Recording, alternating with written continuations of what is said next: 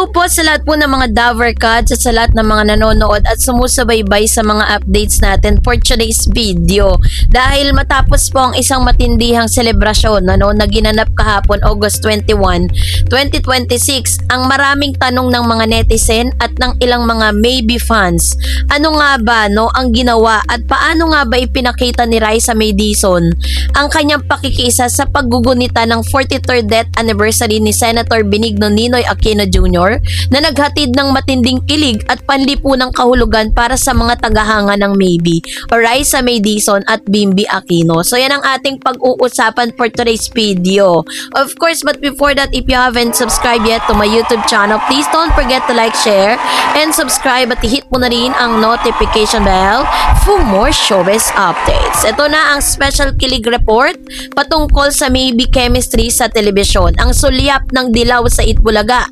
Kahit wala si Raisa May sa ginanap na misa sa Manila Memorial Park kung saan nandoon si Bimby Aquino, ipinarating ng Kapuso host actress ang kanyang suporta sa pambansang telebisyon. Ang pagsuot ni Raisa ng dilaw sa Itbulaga ay agad na napansin ng mga Maybe shippers at netizen. Bakit nakakakilig nga ba or nakilikilig ang mga fans sa nostalgic na ito?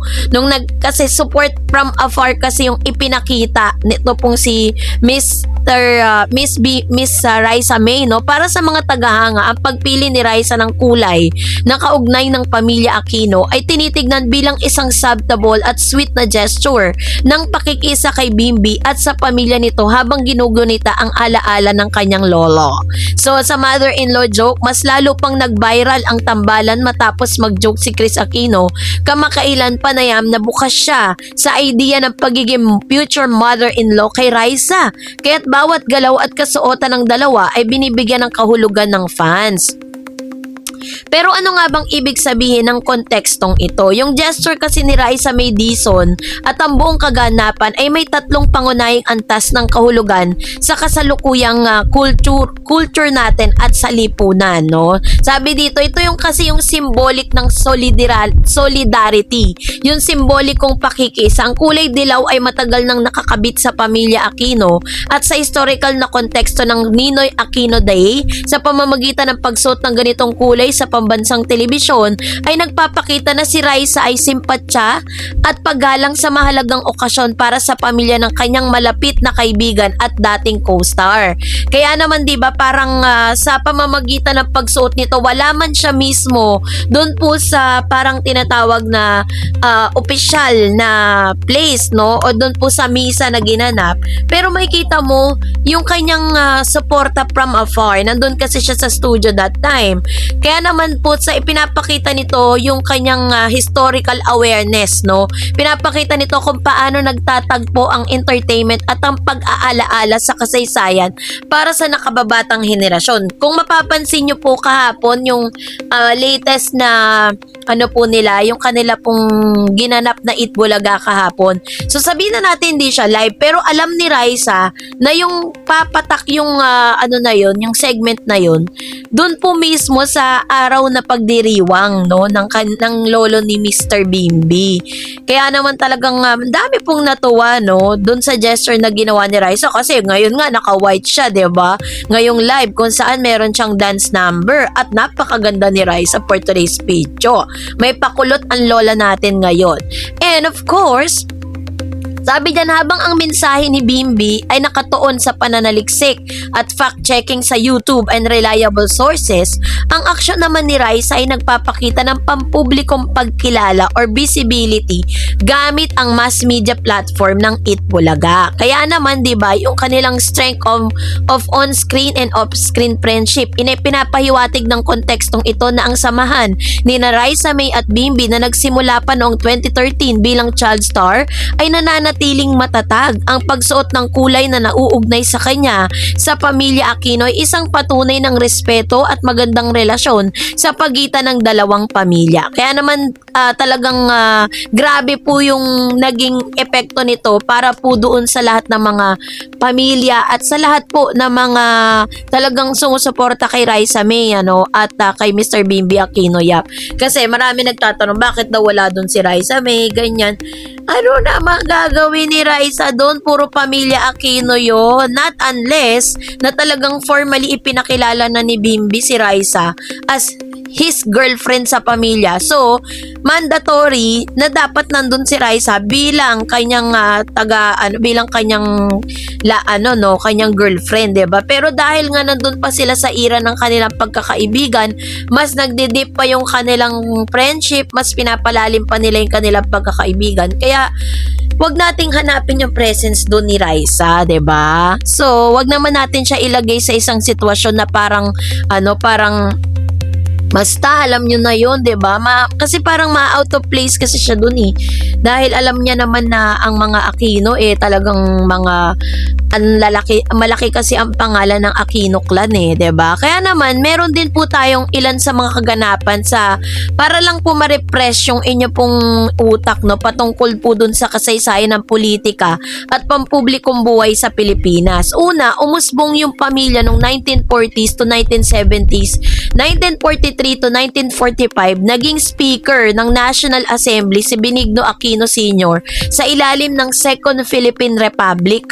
In the 1954, ikinasal si Benigno Ninoy Aquino Jr. kay Corazon Cory Cojuangco. And then 1967, naitala si Ninoy Aquino bilang pinakabatang senador sa kasaysayan ng Pilipinas sa edad na 35 years old. 1971, ipinanganak si Cristina Bernadette Cris Aquino, ang pinakabatang anak ni Ninoy Aquino at Cory Aquino. Noong 1972 naman, ikinulong ito pong si Ninoy Aquino matapos ideklara ang martial law sa Pangulong Ferdinand Marcos Sr.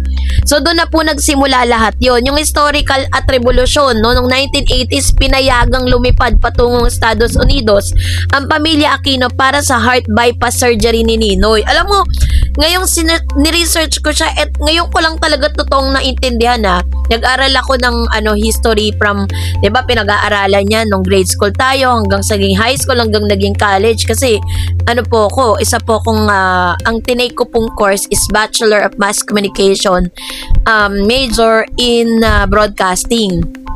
Ngayon ko lang nalaman, nung 1980 pala, ito pala yung si Mr. Ninoy Aquino po pala ay nagdaranas ng may sakit pala talaga siya sa puso. Ay kailangan niyang maoperahan, nagkakaroon ng heart bypass surgery. And then, August 21, 1983, nang paslangin si Ninoy Aquino sa Manila International Airport sa kanyang pagbabalik mula sa pagkakatapon. Ang kaganapang ito ang naging mitya ng malawakang protesta laban sa diktadura. So, yun pala yung mga pangyayari at pagganapan. Noong Feb 1986, naganap ang People Power Revolution. Iniluklok si Corazon Cory Aquino bilang unang babaeng pangulo sa Pilipinas. At pagpasok naman sa entertainment at bagong henerasyon, noong 1990s to 2000, nagsimula ang karera ni Cris Aquino sa telebisyon at pelikula kung saan binansagan siyang Queen of All Media. And then 1998, pumasok sa politika si Benigno Noynoy Aquino III bilang kinatawan ng 2nd District ng Tarlac. And then 2007, naitala bilang senator ng Pilipinas si Noynoy Aquino at ipinanganak din si Bimby Aquino Yap na anak ni Cris Aquino at James Yap. Noong August 1, 2009, pumanaw si dating Pangulong Aquino or Cory Aquino dahil sa colon cancer.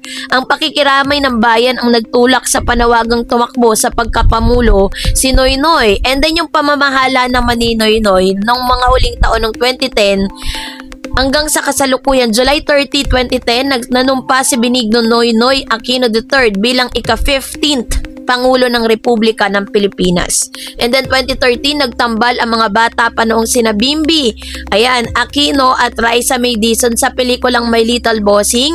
And June 24, 2021, pumanaw si dating Pangulong Noynoy Aquino sa edad na 61 dahil sa renal disease, Parang puro sakit yung secondary to diabetes. And then 2022 up to 2026, prang kasalukuyan, patuloy ang pagpapagamot ni Cris sa Estados Unidos para sa kanyang mga autoimmune disease. Samantalang ang nakababatang henerasyon tulad ni Bimbi Aquino ay nagsimulang magsalita sa mga pampublikong pagtitipon ukol sa pagpapanatili ng legacy at tamang pananaliksik sa kasaysayan ng kanilang pamilya. And the history goes on and on. Ayun. So, yun pala yung history ng Aquino. So, kayo po, ano pong niya sa loobin patungkol dito? Mag-comment kayo sa comment section. And that's it for today. For more videos and updates, please don't forget to like and subscribe, and please don't forget to follow my Facebook page, Dar Eds TV and Dar Eds channel. God bless everyone.